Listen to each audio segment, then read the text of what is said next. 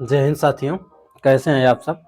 उम्मीद करता हूं कि ठीक होंगे और आपका त्यौहार भी अच्छे से मना होगा, दीपावली।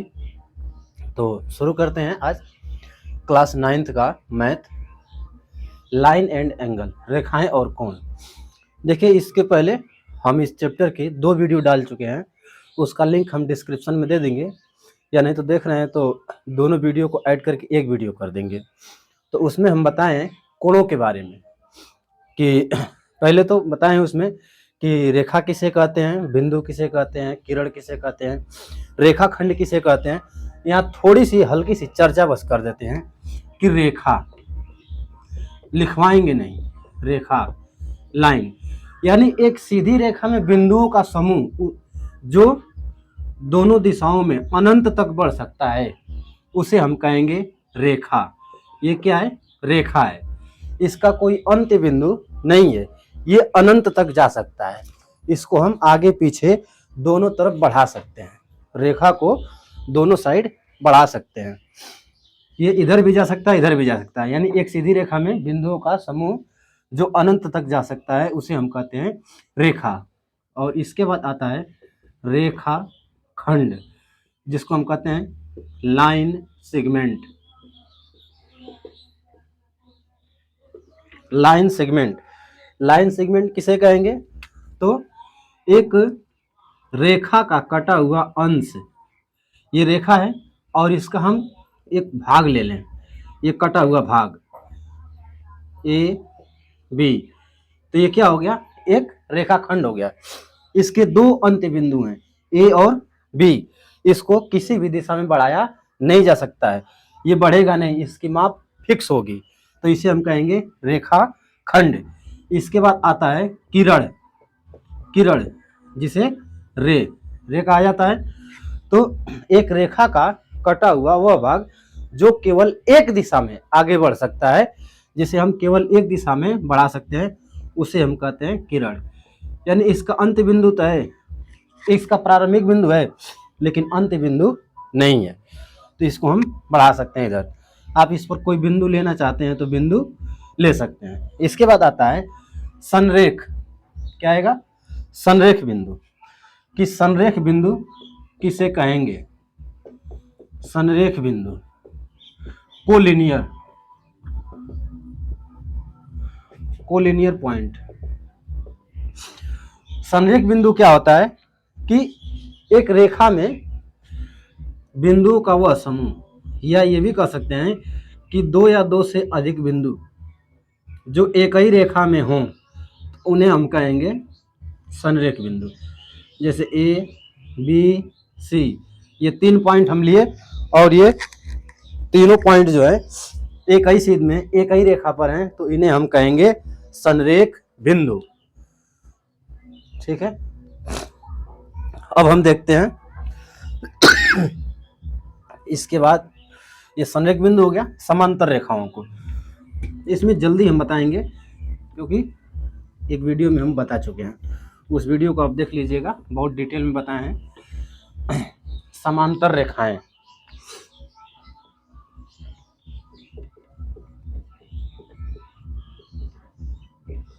समांतर रेखाएं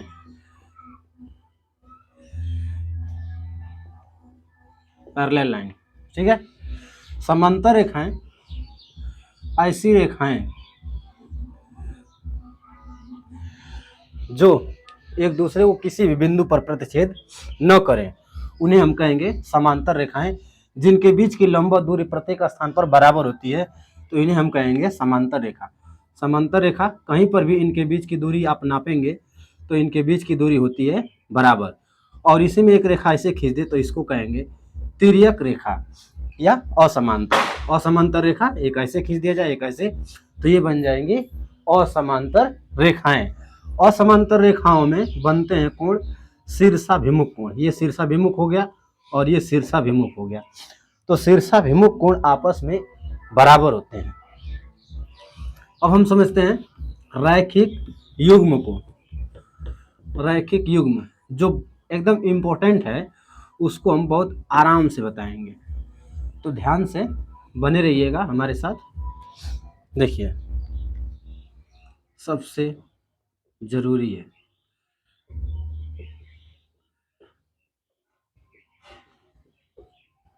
रैखिक रैखिक युग्म, रैखिक युग्म किसे कहेंगे?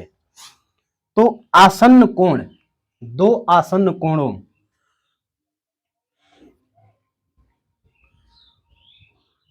दो आसन्न कोणों का योग कहलाता है रैखिक युग्म। जैसे यहां हो गया कोण एक और कोण दो, तो यहां एक और दो कैसे कोण है? आसन्न कोण है, आसन्न कोण है। तो अगर हम जोड़ दें कोण एक को और कोण दो को, तो ये बन जाएगा 180 डिग्री। तो जहां पर भी दो कोणों को जोड़ने पर एक सीधी रेखा बन जाए, ध्यान से समझिएगा, जहां कहीं पर भी दो कोणों को जोड़ने पर एक सीधी रेखा बने, ये नहीं कि दो कोण जोड़ दिए 180 हो गया तो कह देंगे रैखिक युग्म, नहीं, ऐसा नहीं हो सकता है। एक सीधी रेखा पर दो कोण मिल जाएं और उनको हम जोड़ें जिसमें से एक भुजा उभयनिष्ठ हो, तो ये बनाते हैं रैखिक युग्म। और रैखिक युग्म में कोणों का योगफल होता है 180 डिग्री। ठीक है, तो ये हो गया रैखिक। अब इसके बाद बहुत इंपॉर्टेंट है आपका कि एक त्रिभुज का कोण, कि एक त्रिभुज का कोण कितने अंश का होता है? त्रिभुज का कोण, हम थोड़ा सा चैप्टर भी निकाल लेते हैं, थोड़ा सही रहेगा, कोई चीज़ छूटना नहीं चाहिए। समांतर रेखाएं आपको बता दिए, तिर्यक रेखा भी आपको बता दिए, और त्रिभुज का कोण, हाँ ठीक है, त्रिभुज का कोण आपको बताते हैं, कोण और सब हम बता दिए हैं। ठीक है, उस वीडियो में आप देख लीजिएगा। क्या बताएं आपको? त्रिभुज का कोण, त्रिभुज का कोण, देखिए ये तो सभी लोग जानते हैं कि एक त्रिभुज के तीनों कोणों का योगफल 180 अंश होता है। जैसे अगर हम एक त्रिभुज बनाएं, किसी भी प्रकार का हो, कोई भी त्रिभुज हो, ए बी और ये सी, यहाँ के एंगल का नाम हम दे दें एक, और यहाँ के एंगल का नाम हम दे दें दो, और यहाँ के एंगल का नाम हम दे दें तीन।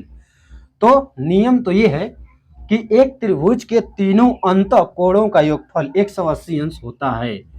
यानी कोण एक, कोण दो और कोण तीन बराबर 180 अंश। ये बात है, ये हमें सिद्ध करना है कि एक त्रिभुज के तीनों कोणों का युग्म, एक त्रिभुज के तीनों कोणों का योग 180 अंश होता है। तो देखिए इसे कैसे सिद्ध करेंगे? तो इसके लिए हमें क्या करना है, किसी एक शीर्ष से, चाहे इसके ए से या बी से या सी से, हमें खींचना रहेगा समांतर रेखा दूसरी जो भुजा है, अन्य दो भुजा। अगर हम ए से खींचेंगे तो ऐसे खींचेंगे बी सी के समांतर, अगर हम सी से खींचेंगे तो ऐसे खींचेंगे ए बी के समांतर, अगर हम बी से खींचना चाहें तो ए सी ऐसे है तो ऐसे खींचेंगे। ठीक है, तो हमें यहाँ कुछ रचना करना पड़ेगा, और हम यहाँ खींच देते हैं शीर्ष ए से, शीर्ष ए से। इधर के कोण का कुछ हम नाम दे दिए 4, इधर के कोण का हम कुछ नाम दे दिए 5। तो इसमें बनेगा, इसमें अब हम निकालेंगे कि कैसे त्रिभुज के तीनों कोणों का योग 180 अंश हो जाता है। तो देखिएगा,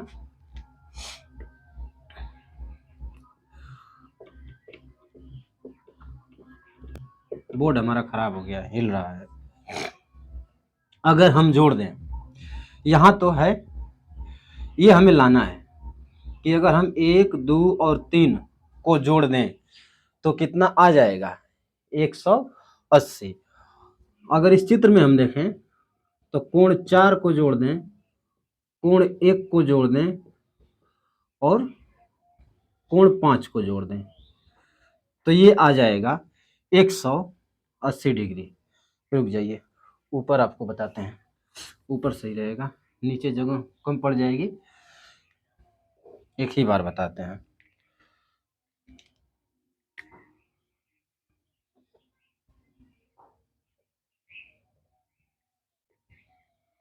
वो पत्ते में देखिए,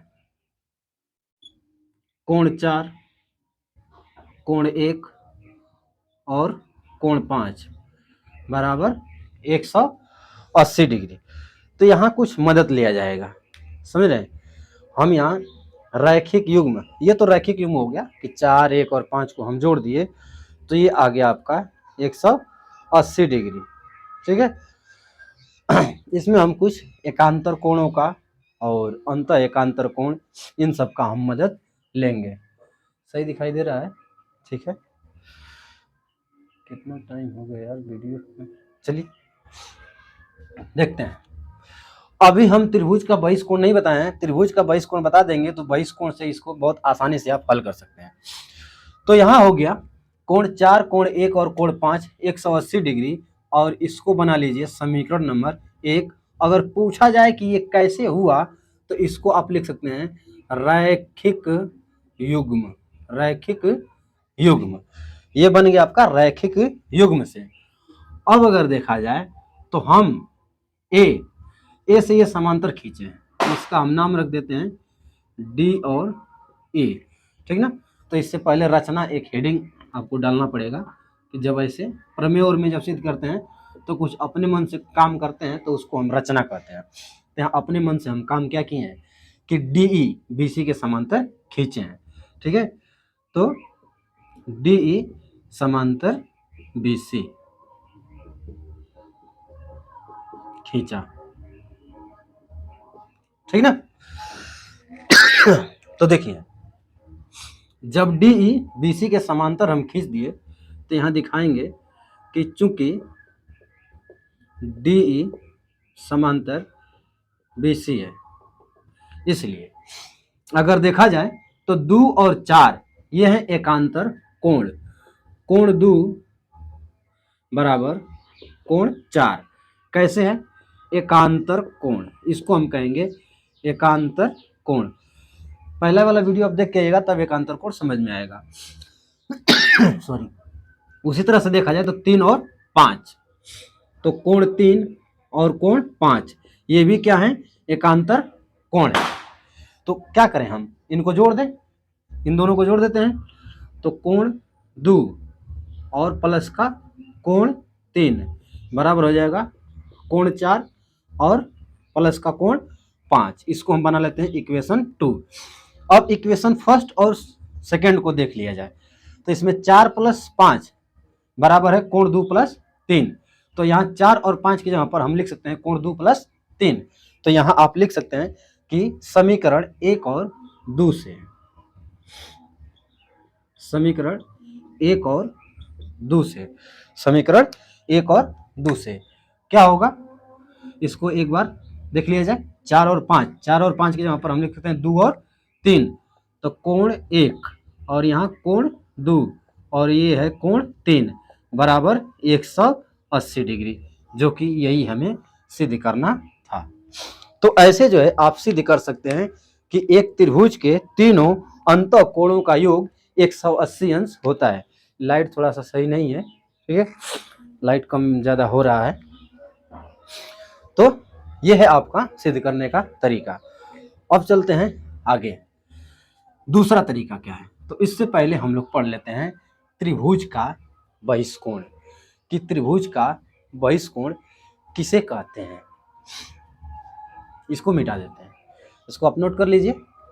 चलिए, अगर त्रिभुज में बहिष्कोण देखा जाए तो बहिष्कोण तो इसमें नहीं बना है। बहिष्कोण क्या होता है आसन्न कोण, आसन्न कोण की जगह पर बहिष्कोण बनता है, ठीक है। तो यहां हम हेडिंग में थोड़ा सा चेंज कर दें कि त्रिभुज का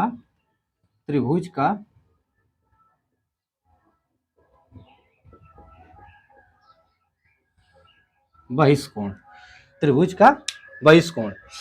तो बहिष्कोण के लिए इस भुजा को आप निकाल सकते हैं, एसी को उधर और नहीं तो एसी को इधर। BC को इधर निकालिए या इधर निकालिए, AC को AB इधर निकालिए चाहे इधर निकालिए, तो हमें थोड़ा सा बढ़ाना पड़ेगा, कुछ एक्स्ट्रा काम करना पड़ेगा। तो इसको हम बढ़ा दिए यहाँ तक, यहाँ था C और यहाँ कर दिए D। तो रचना ये तो नहीं रहेगा, ठीक ना। हाँ, ये कह सकता है कि सिद्ध कीजिए कि त्रिभुज का बहिष्कोण अपने सुदूर दो अंतःकोणों के योग के बराबर होता है। अर्थात अगर यहाँ के कोण का हम कुछ नाम दे दें, अब यहाँ 4 और 5 से हमें मतलब नहीं है, तो इसको तो हम हटा सकते हैं, ये हम हटा दिए, ठीक है, इससे हमें मतलब नहीं है, इसका नाम हम रख देते हैं 4, ठीक है। तो ये कह सकता है हमें सिद्ध करने में, ठीक है, सिद्ध करना है। क्या कहेगा कि सिद्ध कीजिए कि त्रिभुज का बहिष्कोण अपने सुदूर दो अंतःकोणों के योग के बराबर होता है। अपने सुदूर, बस इतना ही समझिए कि अपने से दूर, अपने से दूर, तो अपना कौन होता है, जो पास में होता है, तो इसको छोड़ दीजिए, अपने से दूर कौन है, दो गो है, एक और दो, तो कोण एक और प्लस का कोण दो हो गया। यानी हम ये सिद्ध करना है कि कोण 4 जो है यह 1 और 2 के बराबर होगा। हम थोड़ी सी रचना किया किए कि BC को कहां तक बढ़ाए, BD, ठीक ना, BC को BD तक बढ़ाया। ये सब जरूरी होता है लिखना, ऐसे आप करेंगे एग्जाम में फुल नंबर पाएंगे। तो BC को हम कहां तक बढ़ा दिए हैं, BD तक बढ़ा दिए हैं, तब बन गया है क्या, बहिष्कोण, यही कहलाएगा बहिष्कोण। अगर बहिष्कोण इधर बनाना है तो B को इधर बढ़ाना पड़ेगा, ठीक है। अगर इधर इधर इधर नहीं बनेगा, ठीक है, ऐसे बढ़ा सकते हैं, ऐसे बढ़ाएंगे यहाँ बनेगा, इस तरह से बढ़ाएंगे इधर बनेगा। तो बहिष्कोण जो है कि तीनों शीर्षों पर बनता है, ऐसा नहीं है कि किसी एक ही शीर्ष पर बने। देखिए जो एक्स्ट्रा काम हम कर रहे हैं उसको हम अलग कलर से दिखा रहे हैं। उपपत्ति आते हैं, उपपत्ति में कि कैसे निकाला जाए। तो निकालने के लिए आपको क्या करना है कि अभी जस्ट हम पढ़ाए कि त्रिभुज के तीनों कोणों का योग 180 अंश होता है। त्रिभुज के तीनों कोणों का योग 180 अंश होता है, अर्थात कोण 1, कोण 2, कोण 3 बराबर 180 डिग्री। आप इसको लिख सकते हैं क्या, त्रिभुज का कोण, त्रिभुज का कोण, त्रिभुज का कोण।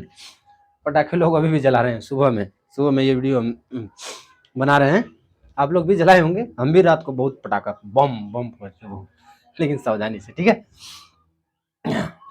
क्या पढ़े हम लोग कि त्रिभुज के तीनों अंतःकोणों का योग 180 अंश होता है।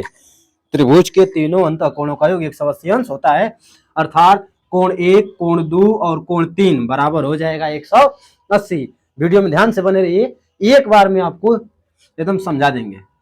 तो अगर देखा जाए सॉरी, अगर देखा जाए तो कोण 3 और 4, कोण 3 और कोण 4 को जोड़ दें तो ये भी हो जाएगा 180 अंश। पूछिए कैसे होगा, बोलिए, आप बताइए, बताइए कैसे होगा। कोण 3 और कोण 4 180 अंश कैसे होगा, ये होगा रैखिक युग्म से होगा। कैसे होगा, रैखिक युग्म से, रैखिक युग्म। अभी हम आपको बताए ना कि रैखिक युग्म कहाँ बनता है, रैखिक युग्म आपका बनता है एक सीधी रेखा पर आसन्न कोण के, आसन्न कोण से बनता है। ये हो गया समीकरण 2 और ये है समीकरण 1। अब समीकरण 1 और 2 को देखा जाए, समीकरण 1 और 2 को, तो इसका एक पक्ष बराबर है, तो हम लिख सकते हैं समीकरण 1 और 2 से कि जब दो समीकरण के एक पक्ष बराबर होते हैं तो ये दोनों समीकरण आपस में बराबर होते हैं।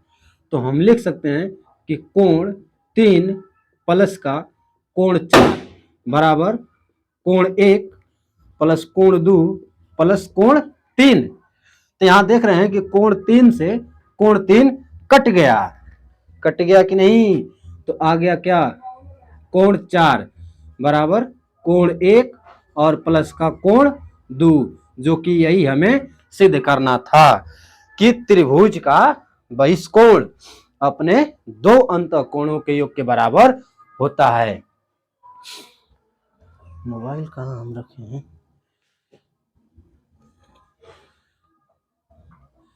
अरे यार,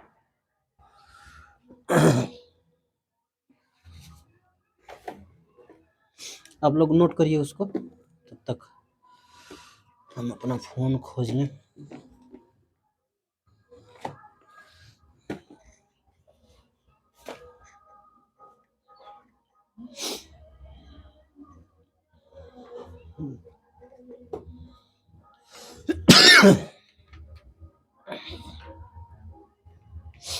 देखिए, यही तीनों नियमों का हमें प्रयोग करना है कि एक रैखिक युग्म, एक शीर्षाभिमुख कोण, एक आसन्न कोण, संगत कोण, एकांतर कोण, त्रिभुज का कोण, त्रिभुज का बहिष्कोण, ये 4-5 नियम आपको याद रहेंगे तो पूरे सवाल आपको लगेंगे।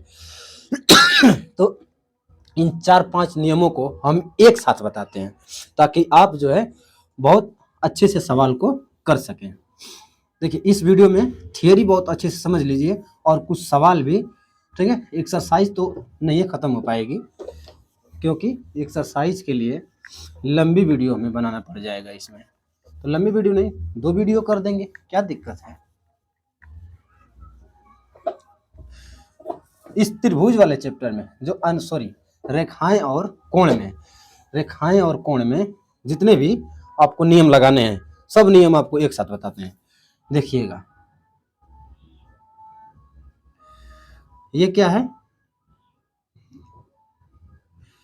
पी क्यू आर और एस।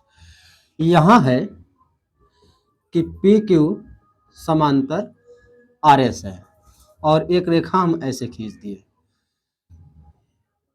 यम एन, तो ये है तिर्यक रेखा। यम एन कैसी रेखा है? तिर्यक रेखा। तो यहां कोण बना और यहां कोण बना, तो ये है क्या? शीर्षाभिमुख कोण। क्या है? शीर्षाभिमुख कोण। तो 1 और 2, तो कोण 1 किसके बराबर होगा?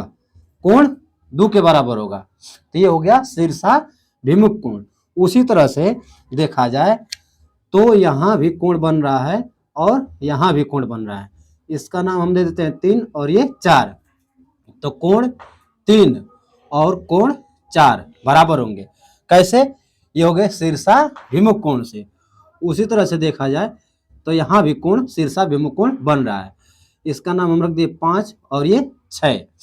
तो कोण 5 बराबर होगा कोण 6 के। इसी तरह से आपके जो है कि इधर से ये वाला कोण 7 और ये कोण 8, तो कोण 7 बराबर होगा कोण 8। ये भी क्या हो गया? शीर्षाभिमुख कोण। तो सबके लिए हम लिख सकते हैं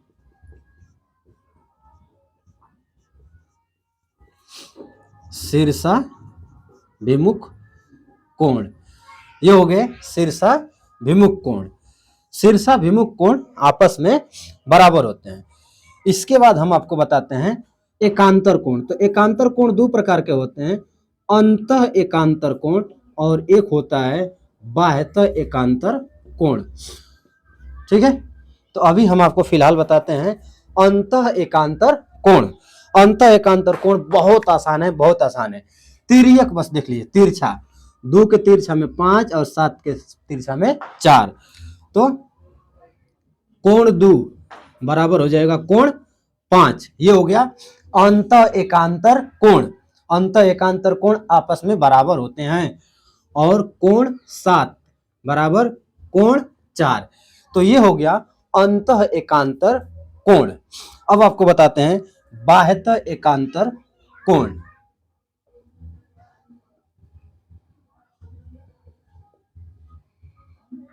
बाह्यतः एकांतर कोण, देखिए अब राइटिंग नहीं आपको सही लग रही होगी तो समझिएगा, पढ़ना तो है, थोड़ा सा मोबाइल तिरछा है। देखिए बाह्यतः एकांतर कोण में क्या होगा, बाह्यतः एकांतर में हो जाएगा, ये भी तिरछा ही है, तो एक का होगा 6। देखिए कैसे होगा, 1 बराबर है 2 के, 2 बराबर है 5 के, 5 बराबर है 6 के, तो 6 1 के बराबर हो गया कि नहीं हो गया, तो ये हो गया बाह्यतः एकांतर कोण। कोण 1 बराबर कोण 6। उसी तरह से देखा जाए तो 3 का बाह्यतः एकांतर कोण क्या हो जाएगा 8। कैसे, देखिए 3 के बराबर है 4, कैसे, शीर्षाभिमुख कोण से। 4 के बराबर है 7, कैसे, एकांतर कोण से। और 7 के बराबर है 8, कैसे, शीर्षाभिमुख कोण से। तो 8 वाला 3 के बराबर हो गया कि नहीं हो गया, तो यहां लिख सकते हैं कोण 3 बराबर कोण 8। कैसे हो गए, बाह्यतः एकांतर कोण। इसमें संगत कोण भी आपको हम बता देते हैं, संगत कोण, संगत कोण, संगत कोण देखिए, संगत कोण कौन होगा, संगत कोण 2 होते हैं, एक जो है रेखा के ऊपर और एक होता है रेखा के नीचे, लेकिन सबका नाम एक ही होता है कि संगत कोण। तो संगत कोण देखा जाए तो कोण 1 बराबर हो जाएगा कोण 5 के, और कोण 4 बराबर हो जाएगा कोण 8 के।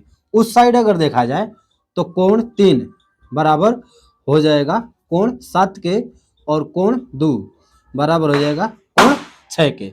तो ये सभी जो हैं कैसे हैं, संगत कोण है, संगत कोण।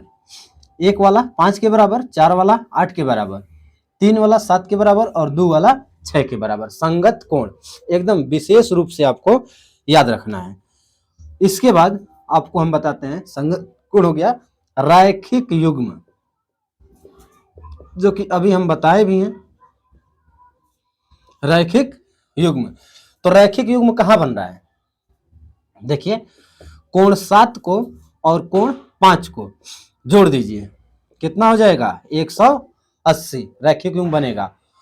आप रैखिक युग्म बहुत जगह बन रहा है, कोण 5 को कोण 8 को जोड़ दीजिए 180, कोण 6 को और कोण 8 को जोड़ दीजिए 180 अंश बनेगा, कोण 1 को और कोण 4 को जोड़ दीजिए 180 अंश बनेगा, कोण 2 को और कोण 4 को जोड़ दीजिए 180 अंश बनेगा। इसके बाद कोण 1 और कोण 3 को जोड़ दीजिए 180 अंश बनेगा। तो इस तरह से रैखिक युग्म आप देख रहे हैं कई जगह, ऐसे भी देखेंगे तो रैखिक युग्म, इधर भी देखेंगे तो रैखिक युग्म, ऊपर देखिए तो रैखिक युग्म, नीचे देखें तो रैखिक युग्म, यानी 4 सॉरी 4 को बना है 1 2 3 4, इसमें भी 8 को होना चाहिए, 1 2 3 4 5 6, 6 ही लिखे हैं, 7 5 5 8 6 8, 7 6 नहीं लिखे हैं, तो लिख सकते हैं कोण 7 कोण 6 180, कोण 3 प्लस 2, कोण 3 प्लस 2 सॉरी हो गया 3 2 5 और 3 8। तो ये है रैखिक युग्म। और अभी तो हाल ही में बताएं कि त्रिभुज का कोण 180 अंश और त्रिभुज का बहिष कोण अपने सुदूर 2 अंतःकोणों के योग के बराबर होता है। तो इसको नोट कर लीजिए एक साथ।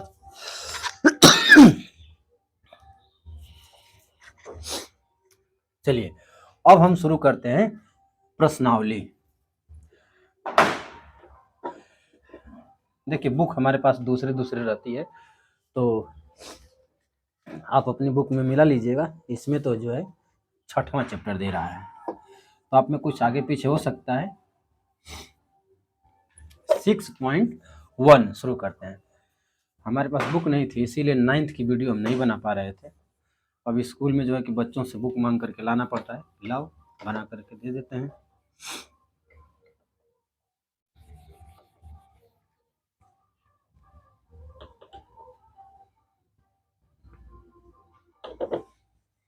देखिए सवाल के लिए जगह चाहिए, तो हम इनको मिटा देते हैं और एकदम ऊपर लिख देते हैं रेखाएं और कोण क्या है?